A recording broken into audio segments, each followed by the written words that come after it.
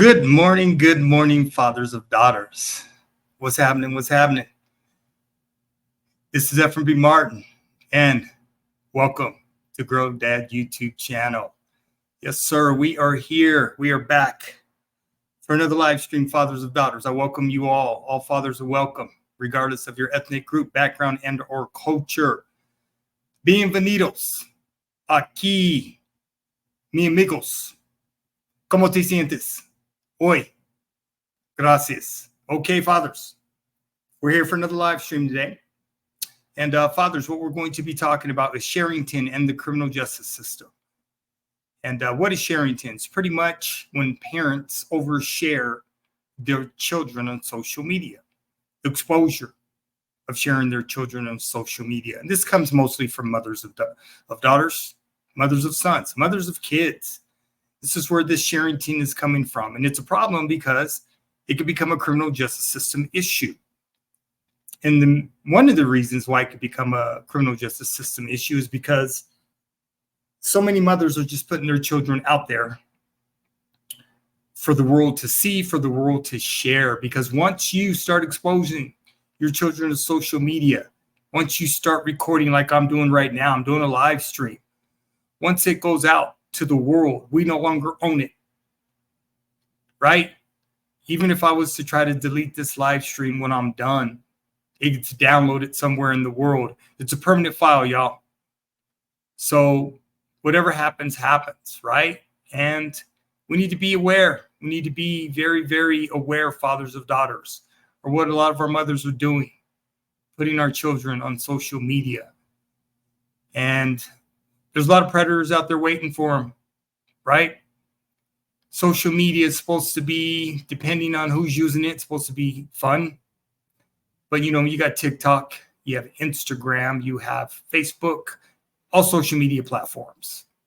It can become dangerous because predators are trying to exploit children. Well, they're not trying to, they are. So that's what we're going to be discussing today. The oversharing of our baby girls, the oversharing of children.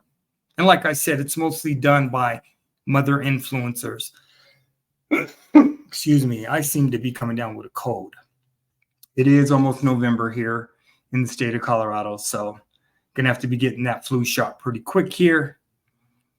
And making sure I try not to get the flu this year. I've been pretty good about it. Anyway, fathers, yes, the oversharing of our children. And like I said, there's a lot of women that are considered mother influencers. And they just put their children online. They're recording their kids all the time, their daily lives, where they live at, where they're positioned at. Very, very dangerous. I am the father of 4 adult daughters, 36, 30, 26, and 24. So I no longer have that issue. I didn't have that issue to begin with. I never put my daughters online as far as sharing our family when they were little. YouTube started, it's been almost 20 years actually. 2005 is when YouTube actually launched. It was a lot different back then. But, you know, today, hey, with all the social media platforms, you get what comes with it. Okay. So, fathers, we have some good videos that I want to share with you today. I need your minds. Need you to be aware, right? And fathers, some of you are going to have to check your wives. You really, really are. You're going to have to check them. Because a lot of women just do what they want to do with their kids online. I see a lot of crazy stuff. A lot of crazy stuff. Particularly when I'm doing the research for my live streams, I come across some crazy, crazy, crazy stuff. And it's unfortunate. And like I said, fathers, you know, I can only blame mothers to an extent because so many of these dads are going along with it. And then when things come to your family, as far as your location, where you live, that's crazy. You know, we live in a world where everybody's just too trusting. You know, there's no boundaries anymore. And, you know, like I said, once you put your information out there, it's for the world to see. The world's going to do what the world does. The world's going to take information, share it, and do what they do. It's crazy. It's very, very crazy. So fathers, these videos are good, right? When I was putting this live stream together, I looked at so many videos. And like I said, all the videos that I'm sharing with you today, every time I live stream, all videos are always in the description. Okay, so you can watch them over and over again. They're all in the description. So this is what I'm presenting today, fathers. I need your minds. I need you to be attentive. I need you to be focused so you can process what you are seeing and what you are hearing, because it's real, fathers, right? And being a former criminal justice professional, I worked in the criminal justice system for 20 years. I'm a former state of Colorado juvenile probation officer. So I look through a totally different lens than the everyday human and everyday civilian. I have a totally different lens that I look through because I worked in the criminal justice system for 20 years, and I know the dangers of what's lurking out there. Predators are no longer hiding behind computers, right? They are online. They are contacting kids directly, trying to set them up for meetings, take advantage of them, exploit them, hurt them. It's a different world, y'all. It's a totally different world. So fathers, let's get into these videos. Let's check them out. And like I said, I need you to have an open mind. Okay? All right, fathers, let's do this. Another live stream. Let's get it.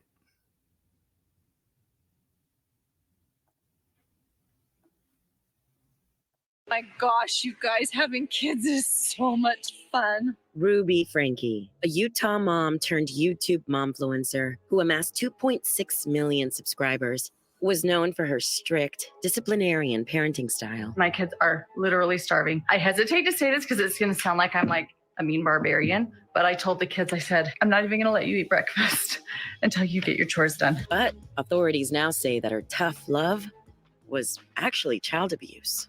911, the address of your emergency. I just had a 12-year-old boy show up here at my front door asking for help. Ruby Frankie's son escaped from the Utah home of her self-help business partner, Jody Hildebrandt. Murphy said a 12-year-old male showed up with tape around his legs Thursday asking for help, said he was afraid asking for police. The boy was reportedly starved and tied up with duct tape alongside his 10-year-old sister. This kid has obviously been detained. He's covered in wounds. We need the cops here as soon as possible. As law enforcement dug deeper, they uncovered injuries, torture, and emotional harm inflicted by both Frankie and Hildebrandt. It's horrifying that it has taken to this long and to this degree for people to listen and to do something about it, but not shocking. Not shocking that she could or would do this because she's already done this. Law and Crime takes you behind the scenes, from Ruby and Jody's path to internet stardom to the investigation that brought them down. With my deepest regret and sorrow for my family and my children. We take you inside the courtroom as the women face justice in this Law and Crime original podcast, The Rise and Fall of Ruby Frankie, exclusively on Wondery Plus. Join Wondery Plus in the Wondery app or on Apple Podcasts. I'm Lucy. I'm 7 years old.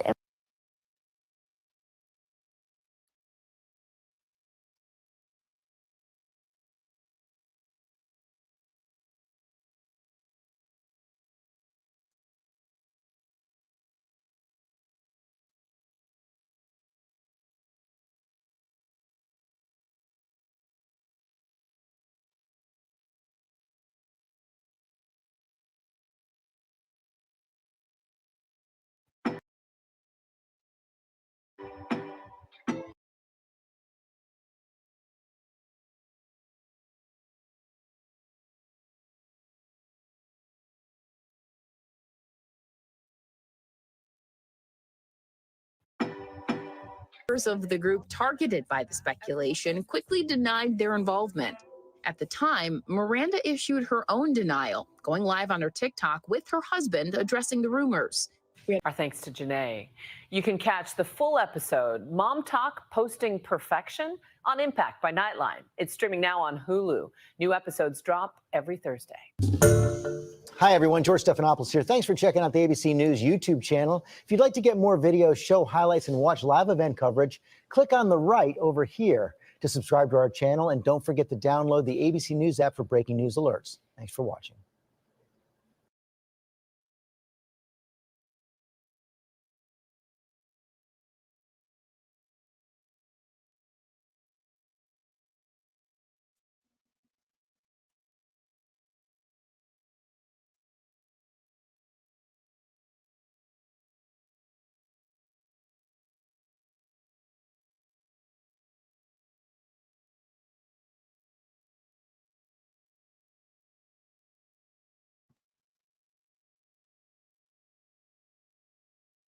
Welcome back. It is a pillar.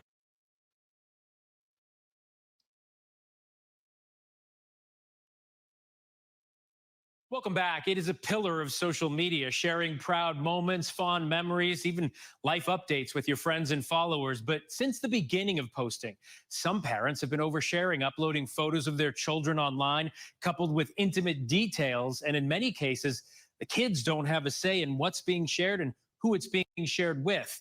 In the next installment of our series, The Other Side of Social Media, we meet a mom who learned the dangers of oversharing firsthand and a young woman working to protect kids online through legislation. Our Elizabeth Schulze has the story. For Cody, a single mom in California, the post started as a way to entertain her 3 kids during the pandemic. I had started just doing some dances with my kids online to kind of pass the day. And pretty quickly, I started gaining some traction, getting a following. She found a community on Instagram and Facebook. We used to post 500 pictures a day, where she would share update after update about her family. I would kind of show the ins and outs of being a single mom. But it wasn't long before her social media presence took a dark turn after a video of her swapping places with her 5-year-old daughter went viral. I put my phone down after it posted. A couple hours later, checked it again. It was at 6 million views. And, you know, the first thought there is how exciting it was. And then I opened the comments, and the comments were all inappropriate towards her. I was so disgusted. I immediately deleted the video, deleted every video of them on the page, and haven't really looked back. Even after wiping every picture of her kids from the internet, she says their school address was leaked and her family started to receive death threats. I would have gone in to it more prepared, possibly with a, suit of armor, and would never have posted my kids, ever. It's a lesson Cam Barrett says she wishes her mom had learned. When Cam was young, her private life was thrown into the public domain. My mom kind of made like my first MySpace account with me. I think that was like my first introduction to like social media, but like as a child, I didn't know better. So I kind of think I like used it more as like a toy. A toy that soon turned into a digital scrapbook for her mom. She would just post paragraphs about like my day-to-day life, what I was doing. Cam's mom sharing moments that were deeply personal, from her first period to photos of her in a bikini as a child. And this moment after Cam was in a car accident. She was right there taking pictures when I'm like strapped to the gurney and I have a neck brace on. And it's like I needed a hand to hold, but like it was like a camera put in my face instead. And so like I think that was the moment I realized I was just like, I don't know. I kind of felt like a product almost, because it just was like, it's like I needed my mom in that moment. Posting snowballed into an addiction for her mom, while Cam endured bullying online. There would be so many people commenting being like, why is she always sick? Like, what's really wrong with her? Like, is there actually anything wrong with her? It's probably just her anxiety. My mom would make me like her profile picture and stuff. Like, she would get like comments from older men. She didn't know better. You know, the internet was so new to her generation. Parenting expert Leah Plunkett is the author of Sharenting. She says posting online is now an extension of families' everyday lives. The online world is and can be and will continue to be super fun. But she says many parents aren't aware of just who can see their posts.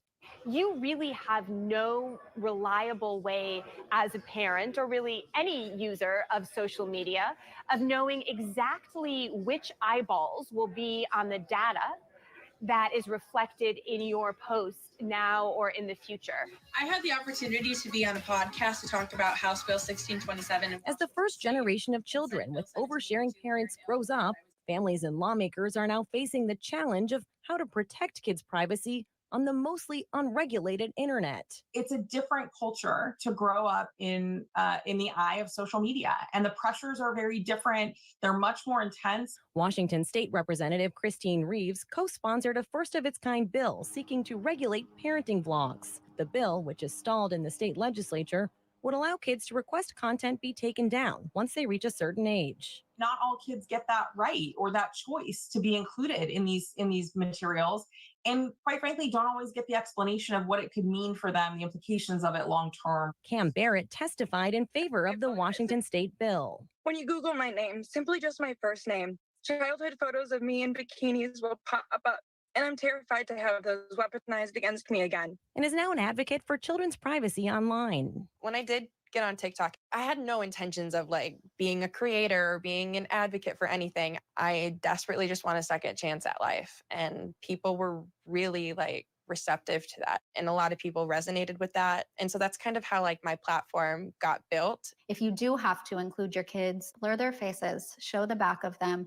Don't share things like full names. Don't share birthdays. Don't share locations. Don't share schools. Cody knows not all families are willing to remove all content of their kids online, but encourages other parents to think twice before clicking that upload button. We can't avoid our kids living their lives. Obviously, we want them to do that. We can avoid them being shown to millions of strangers unnecessarily for no reason.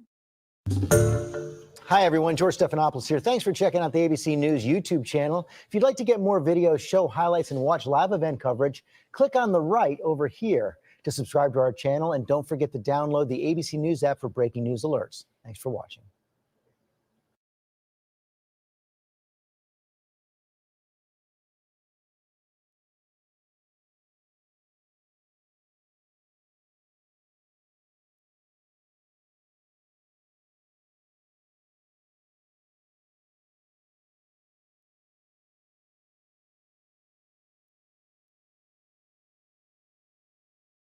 Amazing what technology.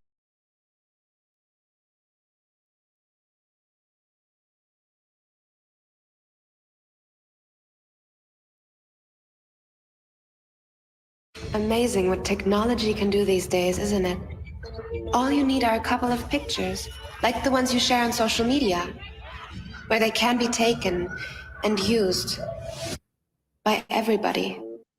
What you share online is like a digital footprint that will follow me around for the rest of my life. I'm telling you this because I know you love me and would never do anything to harm me. So please, Mom, please, Dad, protect my virtual privacy. That chilling message from a German telecommunications giant is making the rounds on social media. It's an important message about the potential consequences of sharing your child's image and other personal information online. To talk more about that, we are joined by Leah Plunkett, a lawyer and author of Sharenting, Why We Should Think Before We Talk About Our Kids Online. Leah, thank you so much for being with us today. Thank you so much for having me. Why is this topic so important to you? This topic is so important to me because I am a lawyer and I'm also a parent. And so I came to this topic in order to try to figure out practical, ethical ways to share or not share information about my own children digitally. And then as I looked further into that important conversation, I broadened out the conversation to include all the other parents, grandparents, aunts, uncles, teachers, coaches, and other trusted adults who have to steward our children's privacy. All right. And as we saw in that video there, that was just a short snippet of it, but it really goes on to show that an image can be used and altered to create so-called deep fakes. And those could go on to haunt children for years on end, far into the future. What would you say to parents about posting their images online? Is it a complete no-go, or what should you be mindful of? I would encourage parents to be mindful of how to be a smarter sharent. So sharent being a combination of the words, of course, share and parent. I would say avoid any pictures of your child in any state of undress, even if it is a totally innocent day at the beach picture. Avoid posting any information that fully identifies your child by name, date of birth, or location. Ideally, don't post pictures of your children on social media. Instead, look for other ways to share exciting moments with trusted family, friends, and others in your communities that don't involve social media posts. Interesting. Yeah, it certainly, I think, has a lot of parents thinking, myself included. I have young ones. I have shared some images online, but you know what? I'm really thinking twice about whether I will even continue to do that. Are there any ways to, if you do decide to pull down those images, are they still out there forever? Is there any actions that we can take as parents to better protect our kids online? To better protect our kids online, as you said, going and pulling down images that you've posted is a really important first step. You're absolutely right that once an image gets out there digitally, it is hard to completely and totally recall it. Think even about the actions that individuals can take, let alone AI or other machines. People can download images, they can do screenshots, they can hold on to them. But I would say a really good first step is, if you've already posted, go ahead and take those pictures down and don't post future ones. You can also make sure that anything that you need to communicate in the future is done through a more secure channel, like a secure messaging app. You can also model good digital citizenship practices for your children in ways that are age appropriate and developmentally appropriate for them, such as asking for their consent or at least their input before you ever share anything about them digitally that you're not required to share. I don't mean that parents should stop using digital medical records, for instance, or digital educational records, but in terms of the social sharing, involve your children and model for them that once a picture leaves the privacy and goes into a digital setting, then it can be used and reused and repurposed in countless ways now and in the future by people and institutions that you may not even know. And a really important conversation for all of us to be having. Leah, thank you so much for joining us and for sharing your perspective. Thank you for having me.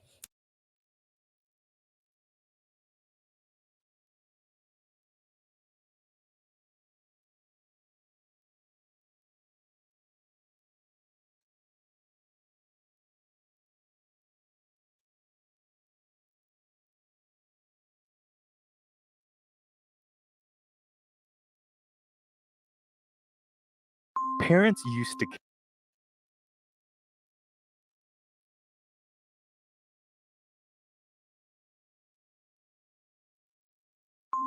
used to carry photos in their wallets to show off their kids. But today, all it takes is the click of a button. This next generation has never lived without the internet. No wonder you guys are always so busy on the computer. 34% of kids in the US start their digital footprint in utero with a sonogram posted by their parents. Then come the birth photos, the dedicated hashtag, first steps, first words, first everything. Oh, you're so extra. But do the children involved have a right to their privacy? Take a spin, now you're in with the techno set. You're going surfing on the internet. A lot of people think that it's just, these big mommy bloggers, oversharing influencers who are the ones that are kind of out there promoting their kids and basically violating their children's privacy. But what I found in researching this, that it's almost all parents do this to some extent. The term coined for this phenomenon is sharenting, but it's not just the parents who do it. Daycares, schools, sports teams, clubs, scout troops, you name it. I'm all about that bash, I'm earning. I'm all about that bash, Oversharing has become the new normal, and the kids don't get much say in the matter. So what happens when they grow up, become more self-aware, and inevitably Google themselves? Once kids realize that they have an internet footprint, they have a whole range of reactions. Some kids are horrified. They hate the pictures of themselves that they found publicly posted. They're angry at their parents. They feel embarrassed. Would you care if your parents posted about you online? I would definitely hate it. I would be worried that my classmates would find it. It would be kind of weird. No, I don't care. A lot of kids are actually thrilled. They Google themselves and find some photos of themselves, maybe on Google Images. Maybe there's pictures of themselves on a local blog or website, and it makes them feel really famous. In fact, one study found that fame is now the #1 goal for children ages 10 to 12. Y'all haven't seen this in your lives? I'm richer than all y'all broke-ass haters. Many aspire to be YouTube stars and Instagram influencers. Hey, I want to be famous. It can be scary in one sense to feel like there's this whole narrative about yourself that you don't control, that you never consented to, but it can also be thrilling. And I think both reactions are probably, extreme. It's really kind of a middle ground. Parents in the US have a right to post about their lives. Some vlog about their families for support or as a creative outlet. We have shot over 400 videos. We have memories going back years. We've seen our kids grow, and it is priceless. Some post seemingly harmless photos of birthdays to keep in touch with far-flung relatives, while others make a living by broadcasting their children on YouTube and Instagram. Sometimes I really don't want to do some pictures, but I have to get some money from my mom. A lot of parents are frustrated by the notion that they might not have the right to share this information about their children. And that is their right as a parent, but also as a parent, you need to be sensitive about how that might affect them. And, you need to protect them from people that might want to exploit the information that you're sharing, specifically advertisers or, some of these platforms. Advertisers and spammers purchase the data created by every interaction on social media in order to profile users. They then tag us with marketing labels to target ads to our browsers, and they have immense power to influence our perceptions. The internet is also rife with online predators and identity theft. The US is quite far behind. There's really no protection for most users, and information about kids, unless they change their name, it's very hard to expunge that. Some countries have taken action. In 2014, Europe's highest court ruled that internet users have the right to be forgotten. Citizens can now petition to have damaging information hidden in Google search results. And in France, children can sue their parents for posting without consent. The penalties can be severe. I think that in coming years, we'll see more governments try to get involved. I think also, more tech companies are realizing that users don't actually want this permanent record about themselves with all of their information dating back years and decades. Let's face it, the internet never forgets. Hey Nora, do you pee your pants? What? Do you pee your pants? Yes, sometimes. Those trails of digital breadcrumbs will follow them forever when they apply to colleges, jobs, clubs, or public office. No. Stop it.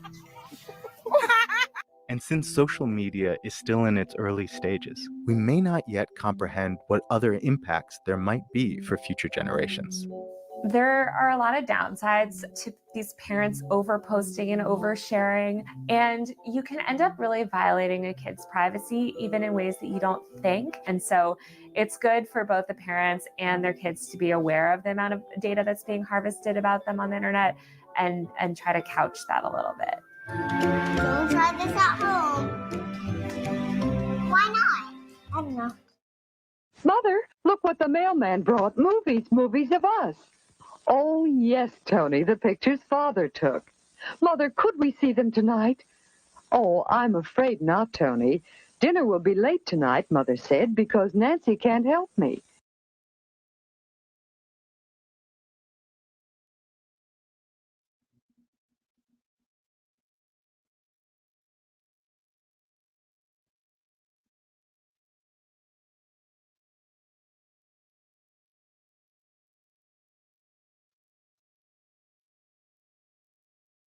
I'm Lucy.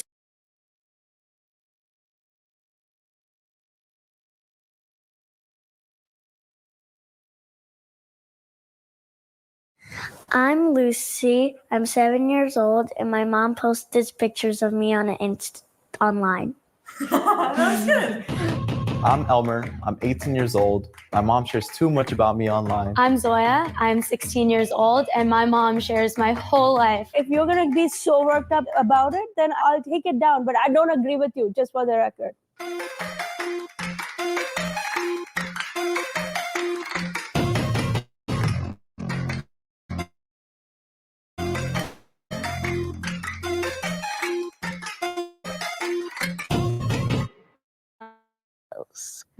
Yes. You want ¿Por qué? Let me show you a few. this. What's the big deal? I think you look so cute and it was a nice moment. What's wrong with it?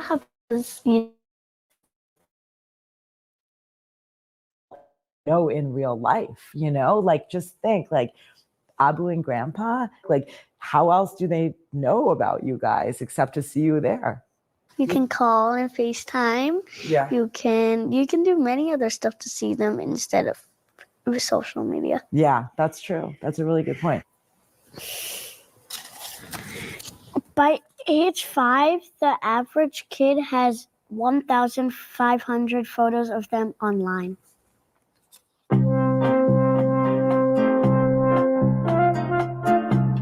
Y por esas fotos estamos aquí, ¿no? Technically, yes. No lo puedes cambiar. O sea, ustedes son mi orgullo, no pueden cambiar nada. It's a photo where I'm shirtless and I'm not ready for a photo. Yo pienso que todos los papás hacemos eso. Yo la subo, yo no veo nada malo, tú tienes ropa abajo. Está todo privado y solo mis amistades y mi familia pueden ver todo. All it takes is one person and one hack, and there goes all your privacy. Remember when I was getting my debit card? No, pero no puse los números de tu... No, I know you didn't, but it was like the número, como el address estaba ahí. No, ahí no está el address. Yeah, no, sí, pero... Como papeles que dicen mi nombre completo, tú sabes, cosas que son privados. Posiblemente sí, eso sí, estuvo mal de mi parte. Okay. By 2030, parents sharing about their kids online will account to 2/3 of identity fraud.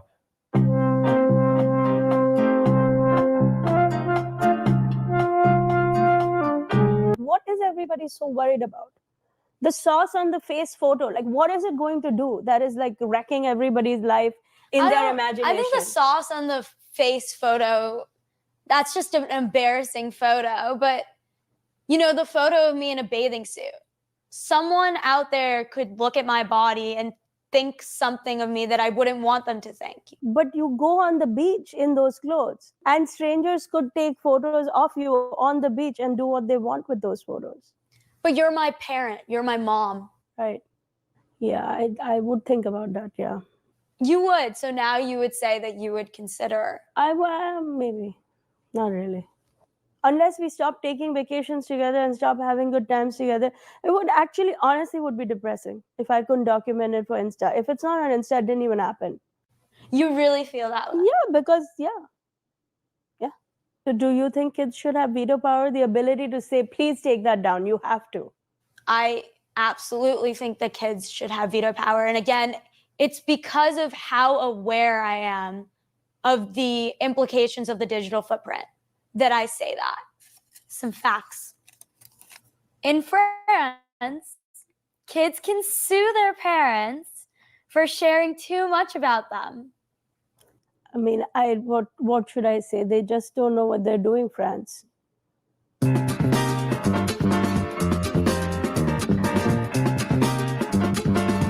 If I'd asked you about that picture, would you be okay if I posted it? Yes. Oh, really? So it's actually about the asking, not about the picture itself. Posting any private information or anything online should be my call. I really try to limit the amount of things I aggravate you with. And if a photo or an upload is causing so much aggravation, is it worth it? It's probably not. So I understand where you're coming from.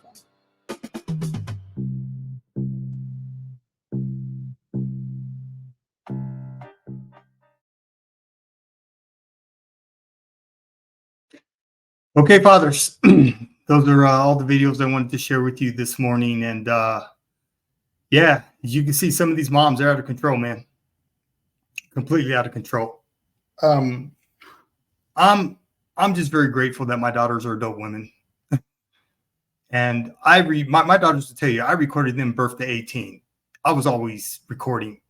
All the videos they have, though, today are family videos for their lives. I mean, I never shared any of that online. I didn't. My girls would tell you, they got tired of me recording them. Not in a bad way, because I was just always recording. I recorded their moments. They all have videos of their childhood, though. And they're grateful for me doing it. but I never put no family stuff was ever online. Not my daughter's birthday 18, didn't happen. You know, and I just think, I mean, Pandora's box is open. You can't close it now. And it's only going to get worse. You know, technology rules, man. And it's just, it's too enticing for parents to say no. I mean, you're talking about kids talking about they want to be social media influencers and in front of the camera. There's a price to pay with that. You know, it leads into, check out my live streams. That's all I can tell you. Look at my videos. I have playlists and I cover this regarding our daughters and their self-esteem. I cover this regarding our daughters and their mental health. I've covered all this. This is my 80-second live stream. I've been live streaming since July of 2023. This is my 80-second live stream. I don't edit any of my videos. I never have. I never will. What I do is when I record my live streams, I download it. I re-upload it to make it a video and put a different thumbnail. But none of my live streams are edited. I don't edit. I don't edit anything out. I don't edit anything in. So if I mess up on my live stream, that's what you get. What you see is what you get from me. I don't edit my live streams. I don't. So, but yeah, fathers, this is what we're dealing with. And like I said, whether you're married, divorced, or a single father, man, you got to deal with the moms. It's crazy to me. Like I said, the research I do, this stuff, man, it's out of control. Like I said, being a former criminal justice professional, ain't no damn way. It's too much. It really is. Okay, fathers, another live stream, another successful live stream. It was a good one. I enjoyed doing the research on this, fathers. I live stream once a week, fathers. All fathers are welcome. Like I said, regardless of your ethnic group, background, and/or culture, grow that YouTube channel. This is my way of giving back to all fathers. This is what I do. This is how I get down. I'm at a totally different transition in my life. I'm 59 years of age. I'll be 60 next year in May of 2025. So this is my way of giving back to fathers, because grow that YouTube channel. What we're all about here is education with information and instruction. That's what I do. I have a lot of experience. I worked with children and families of children from all socioeconomic backgrounds for 30 years, 20 years in the criminal justice system, 10 years in K-12 education. All kids, all cultures, all parents. So I know what I'm talking about, right? But check out my playlists that are on my YouTube channels. Check out my playlist, all right? And you can check it out for yourself. Okay, fathers, we'll be back next week for another live stream. Appreciate you. Hopefully I was able to bring something to you today and open up your eyes a little bit more. But these are discussions that need to be had, man, because like I said, Pandora's box has been open. It's crazy. Okay, until next week, mis amigos, hasta la próxima semana. Paz. Adios. All right, fathers, I'm out. This is Ephraim B. Martin. I will holler at you next week. Peace.